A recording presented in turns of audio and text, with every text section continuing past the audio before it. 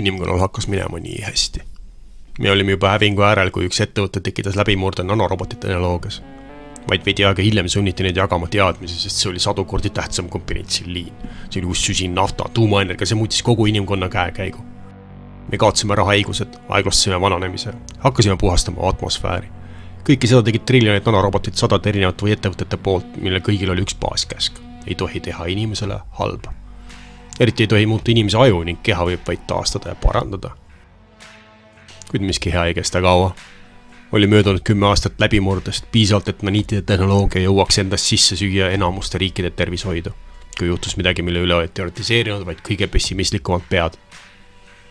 Ühel päeval ühes Euroopa linnas hakkas levima nanoviirus, mis võttis kõigilt ümberkaudsetelt naniitidelt maha piirangud ning jättis järele vaid selle esimese – hoida elus oma inimese.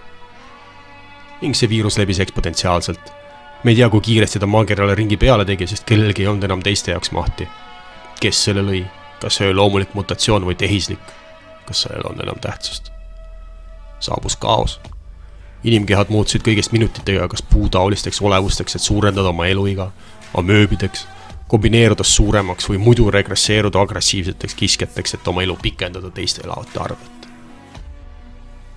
Erinevatel tootjatel olid erinevad meditsiininaniidid, nad kõik hakkasid reageerima erinevalt, aga alati ettearvatavalt, muutes inimvormi milleski muuks, sest naniitide arvates ei olnud inimeste vorm piisavalt hea, et ellu jääda selles uues muutuvas maailmas. Esmane reegel ei lubanud muuta inimese aju ning see sai kiirelt kõigi muutunute jaoks needuseks. Nad jäid lõksu oma kehadesse, mis arvasid paremini teadvat, kuidas nende elu pikendada, olgu see statsionaarse puulaadse olevusena või agressiivse kiskjana. Vaid väike protsent elanikkonnast suudeti evakueerida punkritesse, mis hoiti üle rõhu abil puhtana heljuvatest nanorobotitest ning mille perimeetrit kaitsesid sõdurid nanomutantide eest, mis hulkusid ringi maailma varemete vahel. Siiski pidid väljas käima grupid, kelle ülesandeks oli leida ressursse, tehnoloogiat, meditsiini ja kõike muud, mida oli vaja nende varjupaiga inimeste ellu jäämiseks. Nende gruppide liikmed olid juba nakatunud naniitidesse ning neil ei olnud enam väga pikalt inimelu elada, kuniks nad muutusid millekski võõraks.